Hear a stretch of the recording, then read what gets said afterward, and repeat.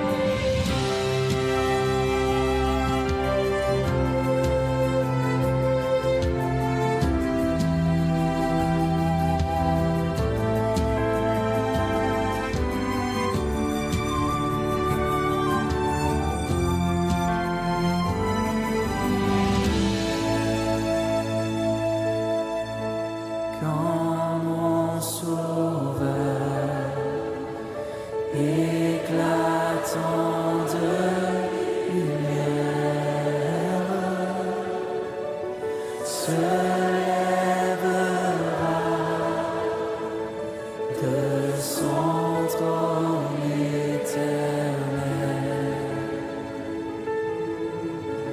et que les sangs des douleurs de la terre,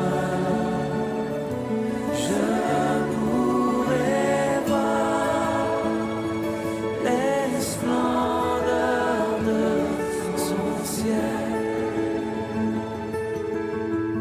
Je me dirai,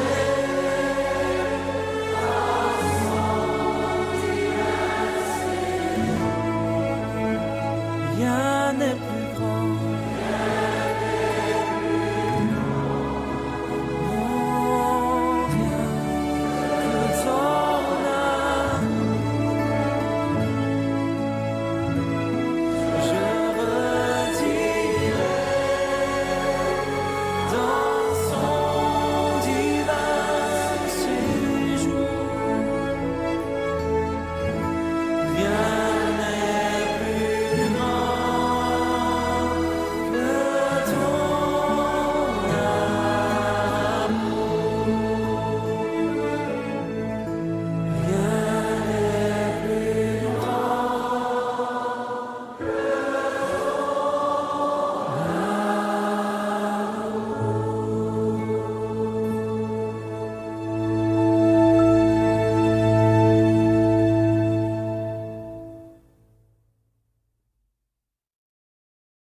Lecture du psaume 25. Je me tourne vers toi, Seigneur. Mon Dieu, je me suis fié à toi, ne me laisse pas déçu. Ne laisse pas mes ennemis crier victoire à mon sujet. Aucun de ceux qui comptent sur toi n'aura à le regretter. Seigneur, fais-moi connaître le chemin à suivre, enseigne-moi à vivre comme tu le veux. Que ta fidélité soit mon guide, instruis-moi, car c'est toi le Dieu qui me sauve, et je compte sur toi tous les jours. Souviens-toi que depuis toujours, Seigneur, tu es un Dieu aimant et bon. Ne pense plus à mes fautes de jeunesse, ne pense plus à mes désobéissances, pense à moi plutôt dans ta générosité, toi qui es si bon, Seigneur. Le Seigneur est si bon et si juste qu'il montre aux coupables le chemin à suivre. Il fait vivre les humbles en leur rendant justice. Il leur enseigne sa volonté. Chacune des instructions du Seigneur est une marque de sa fidèle bonté pour ceux qui suivent les règles de son alliance. Seigneur, tu es Dieu. Pardonne mes torts qui sont nombreux. Quand un homme est un fidèle du Seigneur, celui-ci lui montre la voie qu'il doit choisir. Cet homme vivra dans le bonheur et ses enfants posséderont le pays. Le Seigneur confie son secret à ses fidèles, il les instruit des devoirs de l'alliance. J'ai les yeux constamment tournés vers le Seigneur, car il me tirera du piège où je suis pris. Fais-moi la grâce de te tourner vers moi, Seigneur, car je suis seul et misérable. Soulage mon cœur de ses angoisses et retire-moi de la détresse. Considère ma misère et ma peine et pardonne toutes mes fautes. Constate combien mes ennemis sont nombreux et quelle violente haine ils me portent. Protège-moi, délivre-moi, que je n'ai pas à regretter d'avoir eu secours à toi. Je compte sur toi pour me garder dans l'innocence et la droiture. Ô Dieu, délivre Israël, délivre-le de toutes ses détresses. 1, 2, 3.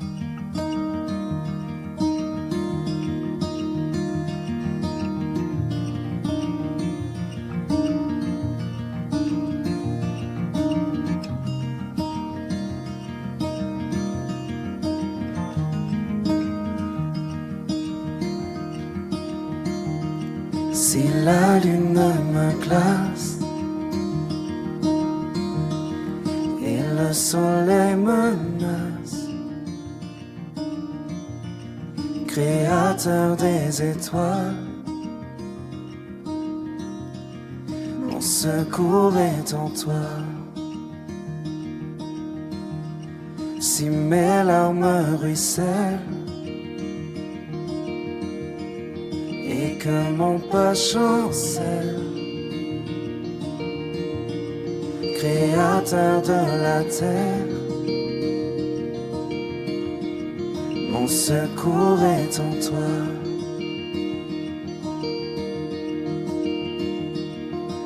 Je lève les yeux vers les hauts sommets. Toi seul est mon Dieu. Je proclamerai.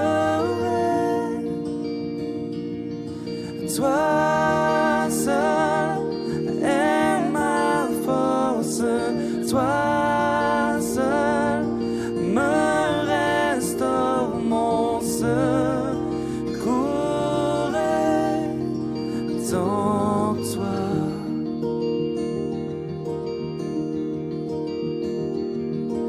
Toujours tu me portes, jamais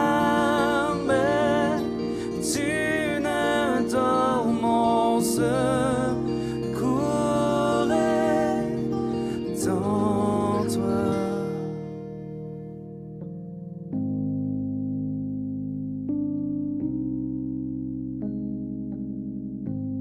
Si la peur m'envahit et mon âme chavire, créateur de la vie, mon secours est en toi.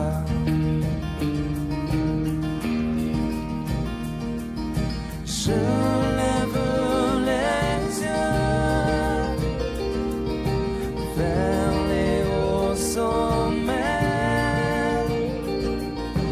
Toi seul est mon Dieu. Je proclamerai. Toi seul est ma force. Toi seul me restaure, mon secours est en toi.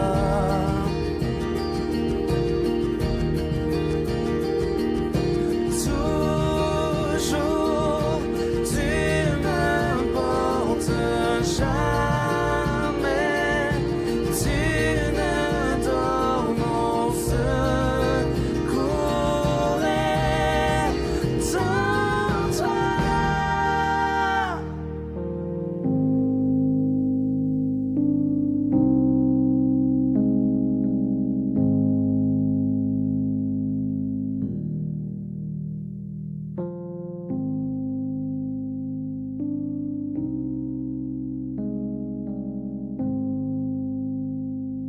Ta victoire, mon espoir, ton chemin, mon destin, ton salut, mon refuge, tout est en toi. Ta victoire, mon espoir, ton chemin, mon destin, ton salut, mon refuge, tout est en toi.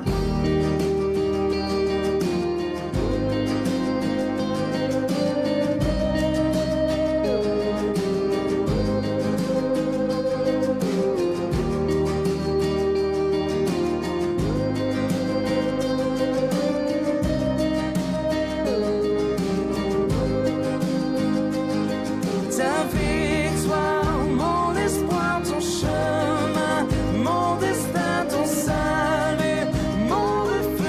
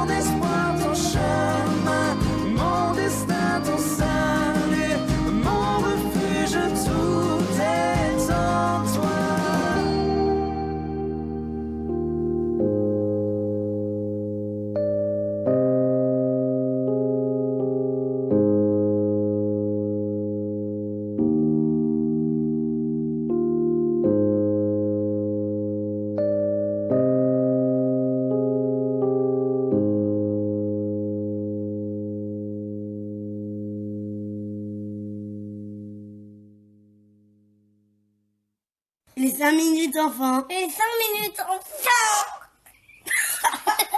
Voici donc le moment des 5 minutes enfants. Et nous voici donc aussi à nouveau confinés.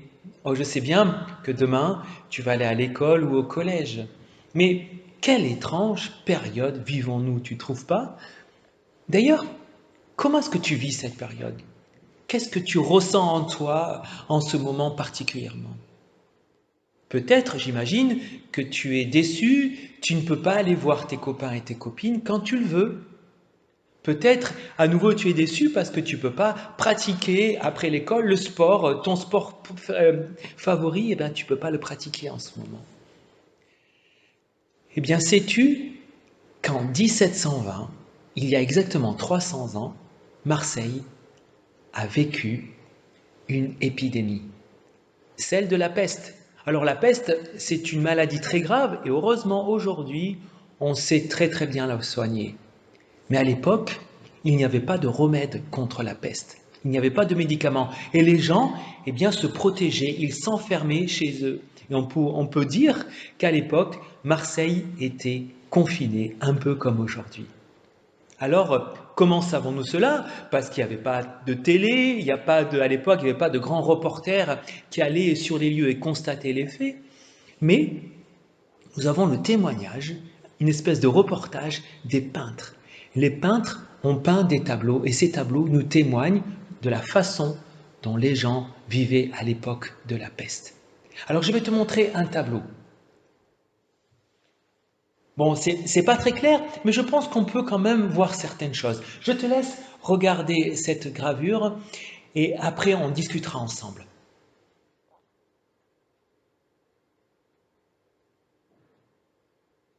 Je ne sais pas si tu remarques, mais il y a de la pénombre et au centre, beaucoup de lumière. Le peintre nous invite en fait à regarder ce qui se passe au centre. Et au centre, que vois-tu? Eh bien moi, je vois des gens allongés, mais surtout un homme qui semble prendre soin de quelqu'un, d'une femme qui est couchée. Cet homme, c'est l'évêque de Belzins. Et oui, il y a un quartier de Marseille, pas très loin de Gambetta, qui porte ce nom, le quartier Belzins. Eh bien, Belzins, c'est un évêque. Et comment vivait-il à l'époque du confinement de Marseille en 1720? Eh bien, cet homme prenait soin des autres. Cet homme se montrait fraternel envers les autres. Comment vivons-nous cette époque difficile de confinement, ce confinement d'aujourd'hui? Eh bien, inspiré par ce tableau, je voudrais te laisser une parole. Et je t'invite, cette parole, à la découvrir et à la lire avec moi. Lisons ensemble cette parole. Ne nous lassons pas de faire le bien. Ainsi, tant que nous en avons l'occasion, faisons du bien à tous. Ah, comment vivons-nous cette période de confinement, cette nouvelle période de confinement? Eh bien, voici une possibilité. Faire le bien autour de nous. Alors, ce serait quoi faire le bien? Eh bien, faire le bien, ce serait par exemple organiser pour vendredi soir prochain, chez toi, eh bien, une soirée festive, une soirée avec des jeux. Voilà, vendredi soir prochain, tu pourrais faire une soirée jeu avec ta famille, avec tes parents. C'est ça, faire le bien, par exemple. Ou par exemple, prendre le temps de dessiner, de faire un dessin pour une de tes voisines ou un de tes voisins que tu pourras peut-être glisser en partant à l'école dans sa boîte aux lettres. C'est peut-être aussi téléphoner un tout petit peu plus souvent ou envoyer quelques textos aux gens que tu aimes et que tu sais peut-être qu'ils sont seuls. Eh bien, ce serait peut-être l'occasion, voilà, de téléphoner un petit peu plus souvent aux gens que tu aimes. Je crois, en faisant cela, que nous pouvons rendre cette période un tout petit peu moins difficile à passer pour tout le monde. Car je crois que jamais on ne lassera quelqu'un si on lui fait du bien. Oui, on ne lasse jamais les autres quand on leur fait du bien. Alors, je te souhaite un bon courage et à bientôt. Ta majesté, ta sainteté nous incite à louer ton nom, ta vérité, ta loyauté. Et béni soit ton nom, ta création, tes décisions démontrent combien tu es bon. Et d'un seul cœur, nous te chantons. Reçois, ô roi, le cri de joie. Oh, béni soit ton nom, oh, béni soit ton nom. Reçois, ô Père, notre prière. Oh, béni soit ton nom, oh, béni soit ton nom. Reçois, ô roi, le cri de joie. Oh, béni soit ton nom, oh, béni soit ton nom. Reçois, ô Père, notre prière. Oh, béni soit ton nom, oh, béni soit ton nom. Te regarder, te ressembler sont désormais notre ambition. Parler de toi, de ta beauté. Et béni soit ton nom, ta bienveillance et ta puissance sont bien réels et nous verrons tous les bienfaits de ta présence. Oh, reçois, ô roi, nos cris de joie. Oh, béni soit ton nom, oh, béni soit ton nom. Reçois, ô Père, notre prière.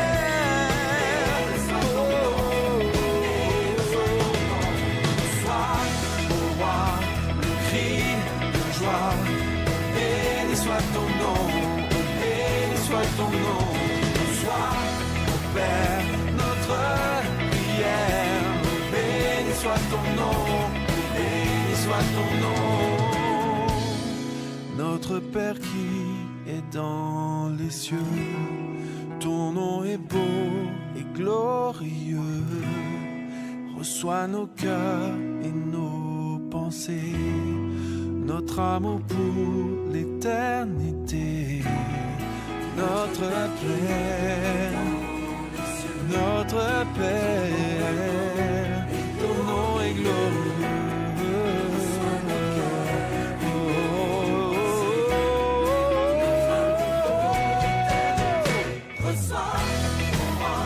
Nos cris de joie, oh, béni soit ton nom, oh, béni soit ton nom.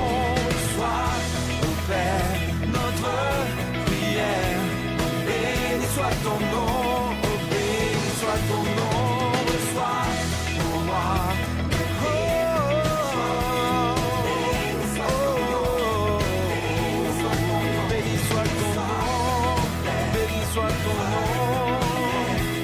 Béni soit ton nom, oh, béni soit ton nom.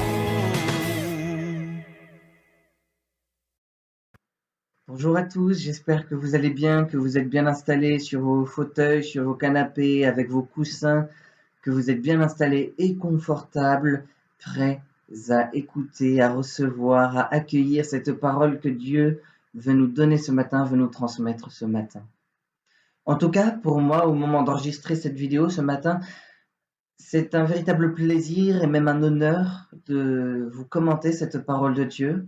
Et demain matin, au moment d'écouter avec vous ce moment, cette vidéo, ce sera avec un plaisir et avec une joie, avec une vraie joie fraternelle que j'accueillerai cette parole en pleine communion fraternelle et spirituelle avec vous.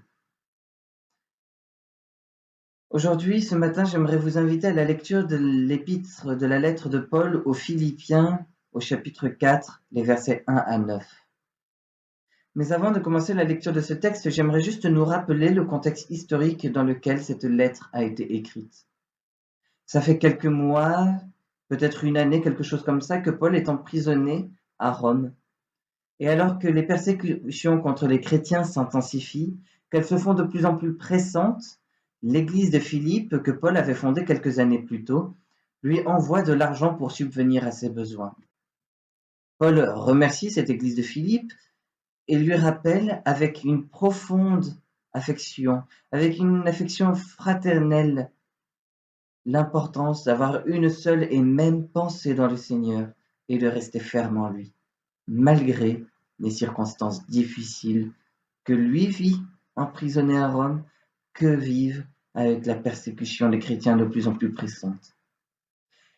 Le passage de Philippiens chapitre 4, les versets 1 à 9 que nous abordons ce matin sert de conclusion à cette lettre. Nous lisons Philippiens chapitre 4, les versets 1 à 9. Voici la parole de Paul à cette Église et la parole que Dieu veut nous transmettre ce matin. Je lis. C'est pourquoi, mes très chers frères et sœurs, que je désire tant revoir, vous qui êtes ma joie et ma couronne, tenez ferme dans le Seigneur, mes bien-aimés. J'encourage Évodie et Syntyche à vivre en plein accord dans le Seigneur. Toi aussi, mon fidèle collègue, je te demande de les aider, elles qui ont combattu pour l'Évangile avec moi, ainsi qu'avec Clément et mes autres collaborateurs dont le nom figure dans le livre de vie. Réjouissez-vous toujours dans le Seigneur. Je le répète, réjouissez-vous. Que votre douceur soit connue de tous les hommes. Le Seigneur est proche. Ne vous inquiétez de rien, mais en toute chose faites connaître vos besoins à Dieu par des prières et des supplications dans une attitude de reconnaissance. Et la paix de Dieu, qui dépasse tout ce que l'on peut comprendre, gardera votre cœur et vos pensées en Jésus-Christ. Enfin, frères et sœurs, portez vos pensées sur tout ce qui est vrai, tout ce qui est honorable, tout ce qui est juste, tout ce qui est pur, tout ce qui est digne d'être aimé, tout ce qui mérite l'approbation, ce qui est synonyme de qualité morale et ce qui est digne de louange. Ce que vous avez appris, reçu et entendu de moi, et ce que vous avez vu en moi, mettez-le en pratique, et le Dieu de la paix sera avec vous. Jusqu'ici, la parole de Dieu. Et je vous invite tout de suite à la prière pour remettre ce moment à Dieu. Éternel notre Dieu, merci pour la Bible, merci pour ta parole que nous savons être la vérité. Merci parce que nous savons qu'elle est puissante pour transformer nos vies. Ce matin, Seigneur, nous voulons te demander de nous inspirer par ton Esprit Saint, de nous inspirer afin que nous puissions comprendre ce texte et afin que ce texte puisse transformer nos vies, afin qu'il puisse nous transformer. C'est ensemble, tous ensemble, dans une communion fraternelle et spirituelle en ton Fils Jésus-Christ, c'est tous ensemble que nous te prions. Amen.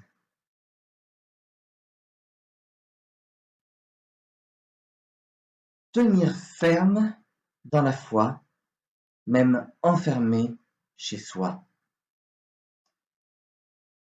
Pour certains d'entre nous, le temps commence à se faire long. Le temps de Covid, certes, ça fait un moment, depuis le début de l'année, de nombreux mois, et comme le disait Macron lors de son allocution mercredi, c'est vrai que nous pouvons avoir l'impression de vivre un jour sans fin. Et peut-être même que ce confinement, ce deuxième confinement qui commence, qui vient s'ajouter à 2 mois de confinement au printemps, déjà ce temps de confinement nous paraît long. En tout cas, moi je peux vous dire en toute sincérité et avec honnêteté que oui, je trouve déjà ce temps de confinement long alors qu'il vient de commencer et que c'est déjà difficile pour moi de le vivre alors que je le vis entouré quand même de mes amis là où je suis installé. Et ce sentiment, cette impression que ce temps est long, peut-être que c'est votre sentiment également. Peut-être que oui, nous nous sentons tous enfermés, cloîtrés. Peut-être que nous nous sentons seuls isolés de nos familles, de nos amis également. Et peut-être qu'il nous arrive aussi de nous inquiéter de l'avenir financier, au niveau des finances de nos entreprises, du travail, de la famille, de l'argent, de la santé.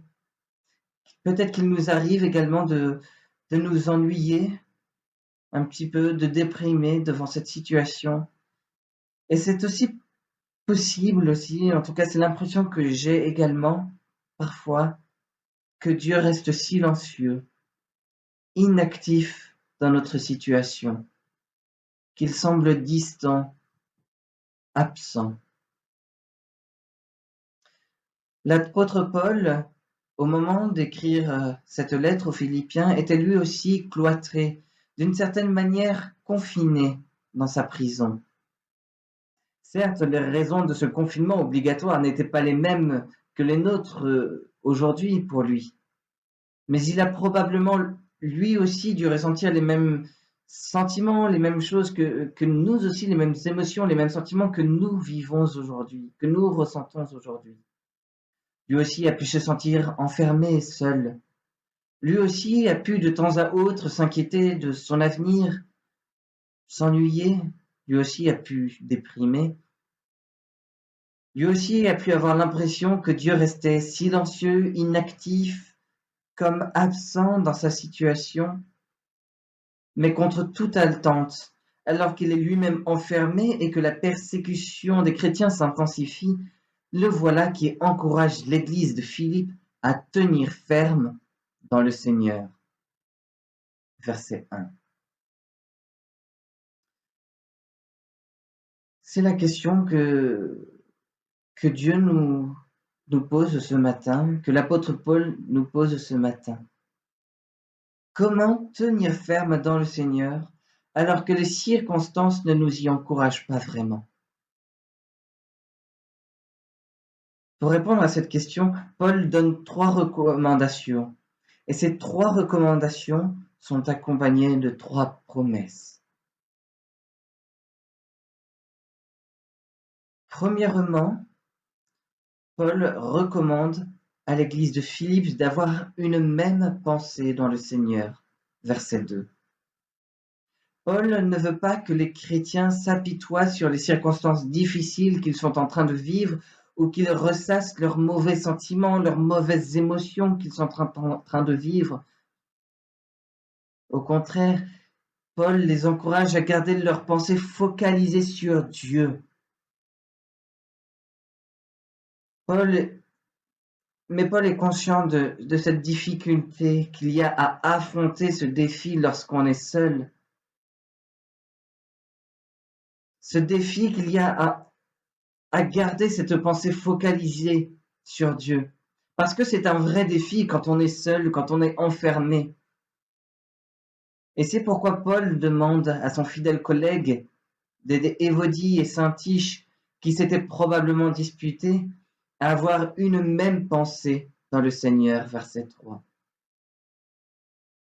Pour Paul, ce défi n'est donc pas un défi individuel, mais c'est un défi communautaire. C'est la raison pour laquelle Dieu n'a pas laissé seuls les chrétiens, mais les a entourés d'un peuple, d'une famille, d'une église.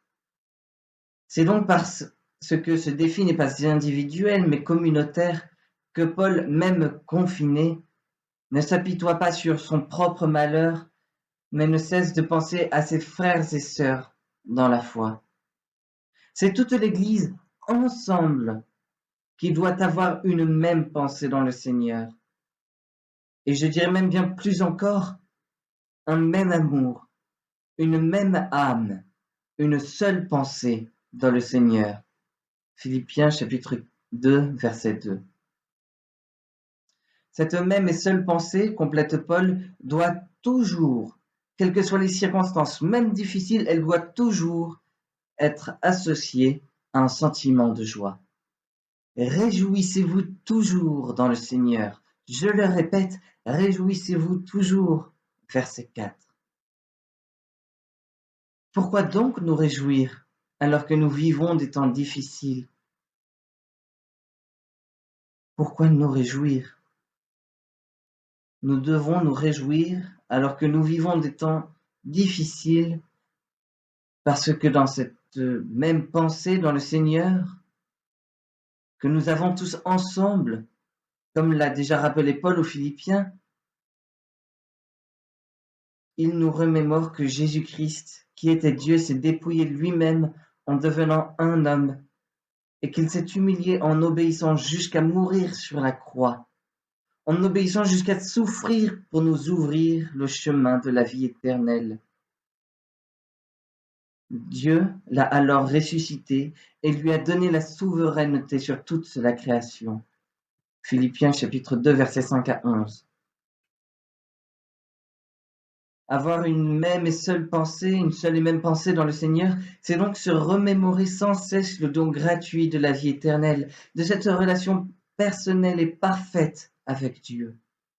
C'est pour cela que, quelles que soient les circonstances, même difficiles, si nous restons unis dans une même pensée dans le Seigneur, nous pouvons nous réjouir. Si nous restons unis dans une même pensée dans le Seigneur, nous pouvons nous réjouir. En réponse à cette pensée, Paul rappelle une promesse de Dieu, et c'est la première promesse de Dieu. Le Seigneur est proche, verset 5. Après être revenu à la vie, avant de monter au ciel, Jésus-Christ nous a promis qu'il reviendrait bientôt. Un bientôt à l'échelle du Dieu éternel, un bientôt qui attend déjà depuis 2000 ans, c'est vrai, mais qu'il viendrait bientôt nous chercher pour nous faire entrer dans la pleine présence de Dieu. De fait, nous savons dans ces temps difficiles que nous jouirons bientôt du bonheur éternel avec Dieu. Quel soulagement, et je dirais même quelle joie! Nous jouirons bientôt du bonheur éternel avec Dieu. Et cette joie est d'autant plus grande que Jésus nous a aussi promis qu'il nous accompagnera tous les jours de notre vie par la présence du Saint-Esprit. Certains d'entre nous se sentent seuls. Ils se sentent seuls dans cette situation, dans ce contexte de Covid, de confinement. Eh bien, voilà une parole d'encouragement et de réconfort pour eux. Nous ne sommes pas seuls. Dieu est toujours avec nous. Il nous l'a promis. Nous pouvons donc tous, toujours nous réjouir, même dans l'épreuve, même dans la difficulté, parce que Jésus-Christ est déjà à nos côtés et qu'il revient bientôt, bientôt, pour nous faire jouir du bonheur éternel avec Dieu. Voilà pourquoi, même emprisonnés, enfermés, confinés, liés par des chaînes, Paul continue de se réjouir en Dieu et de l'adorer par des chants de louange. Actes chapitre 16, verset 25.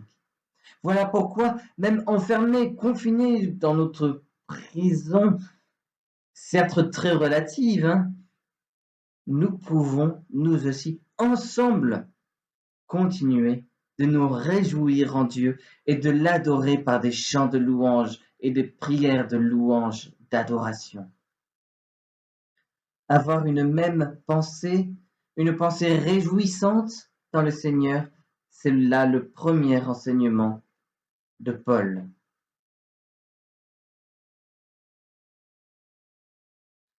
Priez le Seigneur, versets 6 à 7. Deuxièmement, Paul recommande à l'église de Philippe de prier le Seigneur.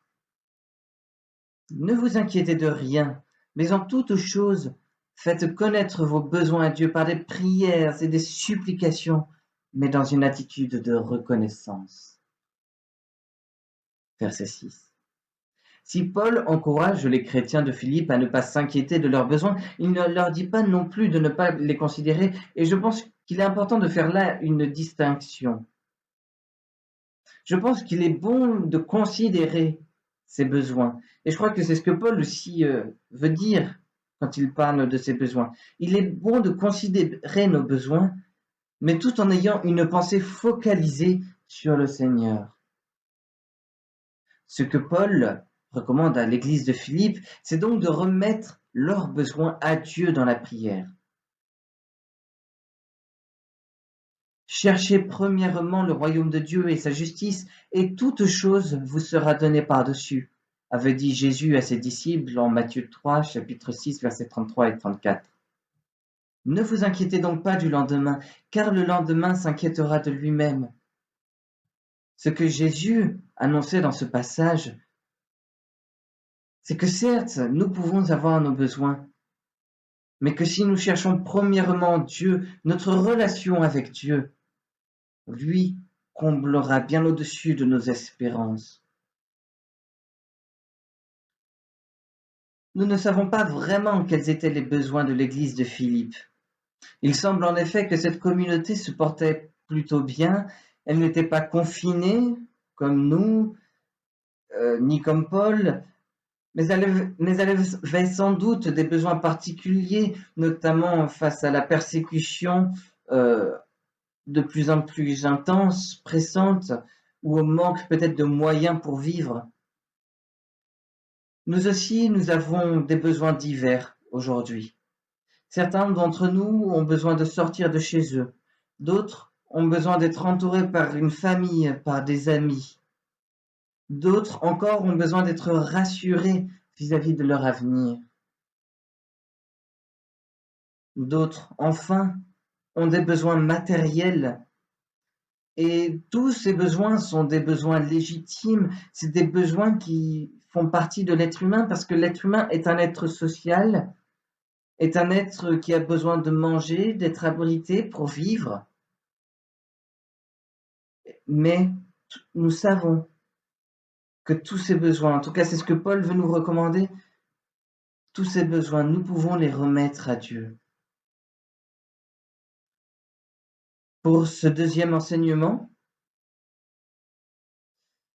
Paul nous rappelle également une deuxième promesse de Dieu. Et la paix de Dieu, qui dépasse tout ce que l'on peut comprendre, gardera vos cœurs et vos pensées en Jésus-Christ. Verset 7. Si nous prions Dieu, si nous lui faisons confiance et que nous lui remettons nos besoins dans une attitude de reconnaissance, avec tout ce qu'il a donné, pour tout ce qu'il a donné, si nous lui faisons confiance et que nous remettons à Dieu nos besoins dans une attitude de reconnaissance pour tout ce qu'il nous a donné, ne serait-ce que finalement la grâce de la vie éternelle avec lui, de cette relation restaurée avec lui, alors la paix de Dieu gardera nos cœurs et nos pensées en Jésus-Christ. Et c'est une paix immense, une paix infinie qui gardera nos cœurs et nos pensées en Jésus-Christ. Une paix que l'on ne peut pas comprendre. Voilà, c'est la deuxième promesse de Dieu. Agir selon le Seigneur. Versets 8 et 9. Paul, troisièmement, exhorte l'Église de Philippe à agir selon le Seigneur. Enfin, frères et sœurs, portez vos pensées sur tout ce qui est vrai, tout ce qui est honorable, tout ce qui est juste, tout ce qui est pur, tout ce qui est digne d'être aimé, tout ce qui mérite l'approbation, ce qui est synonyme de qualité morale et ce qui est digne de louange. Waouh, ça fait beaucoup de choses.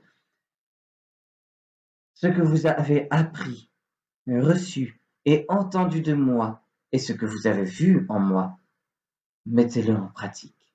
Versets 8 et 9. En premier lieu, Paul nous encourageait à diriger nos pensées vers Dieu et vers son œuvre de salut, ce qu'il y a de plus vrai, de plus honorable, de plus juste, de plus pur.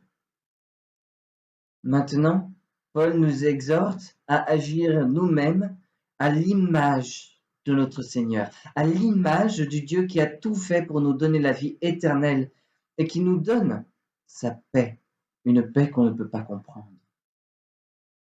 L'apôtre cherche déjà à le faire et c'est pour cette raison qu'il peut se présenter comme un exemple à suivre.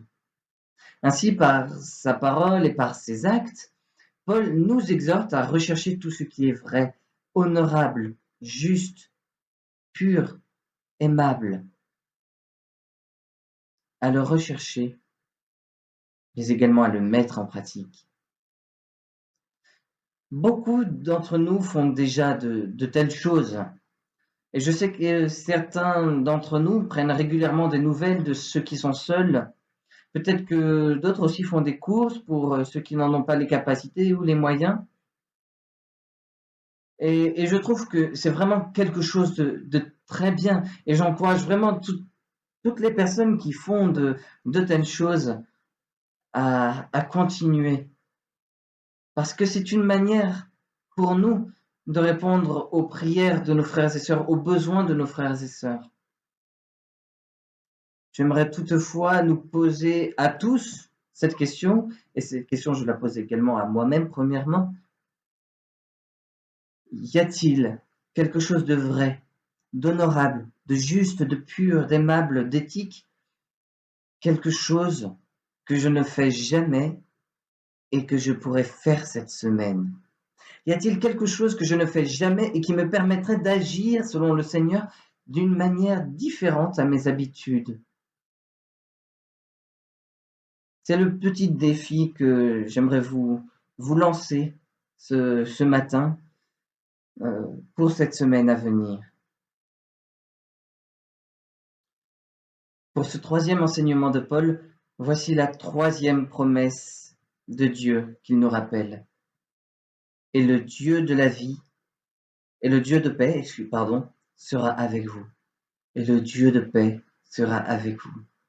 Si nous faisons ce qui est vrai, honorable, juste, pur, aimable, acceptable, éthique et digne de louange, alors ce ne sera plus seulement la paix de Dieu qui nous environnera, mais le Dieu de paix lui-même qui viendra habiter en nous. La paix de Dieu ne nous environnera pas seulement, elle nous habitera. Le Dieu le Dieu de paix sera avec et en nous.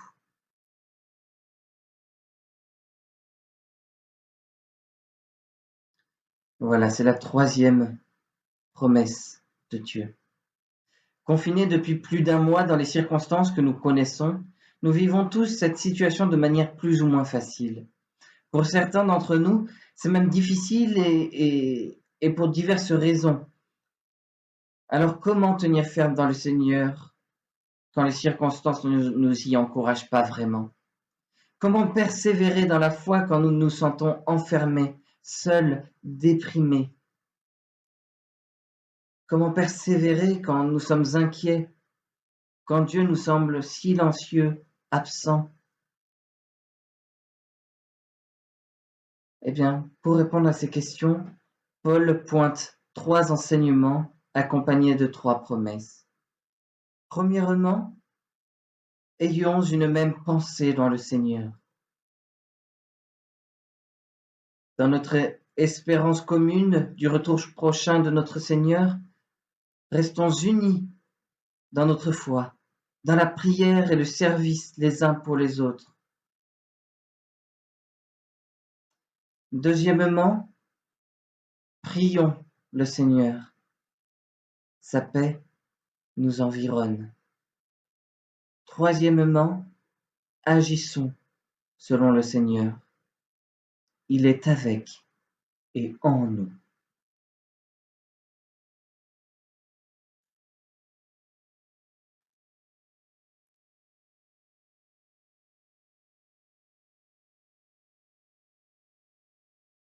Je vous invite à prier encore, à remettre nos cœurs à Dieu, à remettre ce que nous sommes, ce que nous avons écouté à notre Dieu.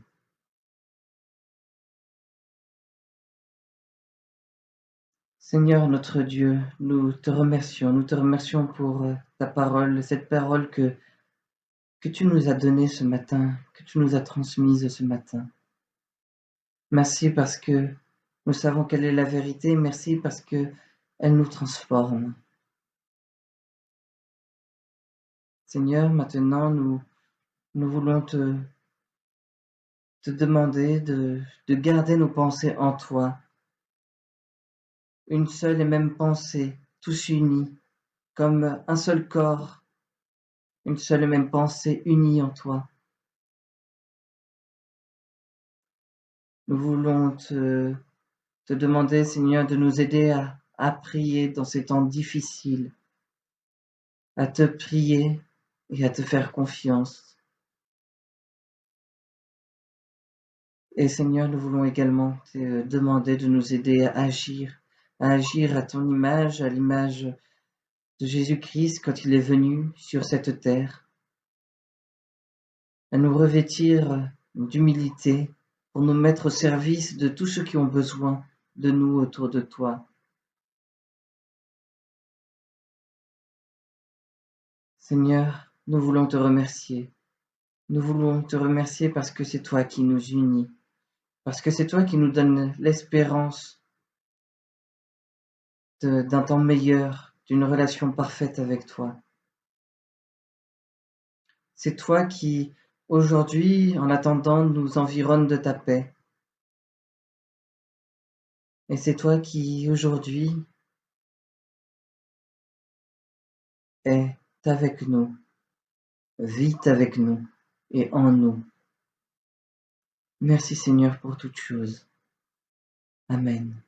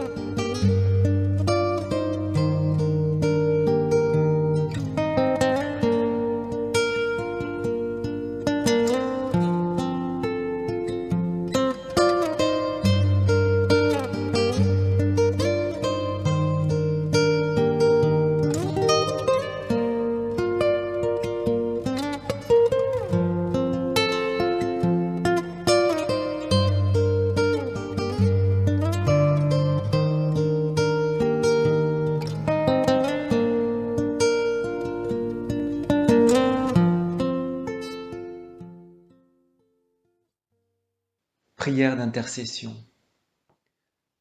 En union de prière avec tous les croyants qui aujourd'hui prient pour ce monde, en union de prière avec tous ceux qui en ce jour plaident auprès du Seigneur pour celles et ceux qui souffrent de solitude, d'emprisonnement, de privation, d'affliction, de maladie et d'angoisse. Nous prierons accompagnés par les paroles d'un chant inspiré par un texte de l'apôtre Paul qui nous dit « Rien ne pourra nous séparer de l'amour que Dieu nous a manifesté en Jésus-Christ, notre Seigneur. » Si Dieu pour nous s'engage, qui sera contre nous? En son Fils d'âge en âge, il nous accorde tout. Quand l'amitié du Maître plaide en notre faveur, qui pourra compromettre les élus du Seigneur? Nous attendons la gloire que Dieu révélera, heureux de la victoire qu'il nous donne déjà. La création soupire au pouvoir du néant, c'est lui qu'elle désire, comme à l'enfantement. L'Esprit qui nous habite fait de nous ses enfants. L'Esprit Saint nous invite à vivre librement. C'est lui qui vient en aide à nos cœurs indécis. C'est lui qui intercède. Ô Père, nous voici. Dieu connaît ce qu'il aime, et tout concourt à leur bien. Il conforme lui-même à son Fils tous les siens. Appelés à la vie, nous sommes justifiés, et Dieu nous glorifie en Christ ressuscité. L'angoisse épidémique, la faim, les armements, les puissants de la terre, l'avenir, le présent, la mort, ni rien au monde ne peut priver nos cœurs de l'amour que Dieu fonde en Christ, notre Seigneur. Amen.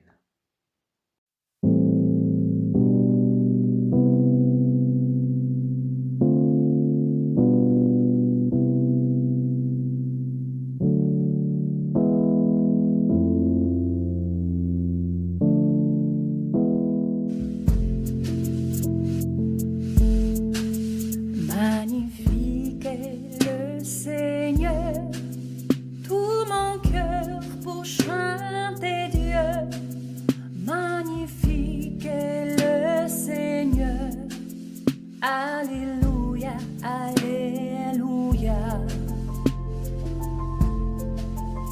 Le nom du Seigneur est saint, son amour toujours rejoint ceux qui se confient en lui.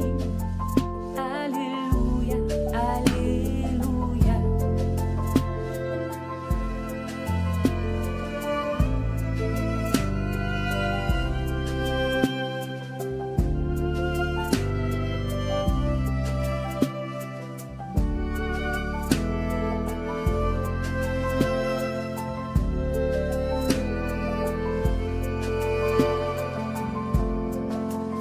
Il abat les orgueilleux, il renverse les puissants, mais il élève les hommes.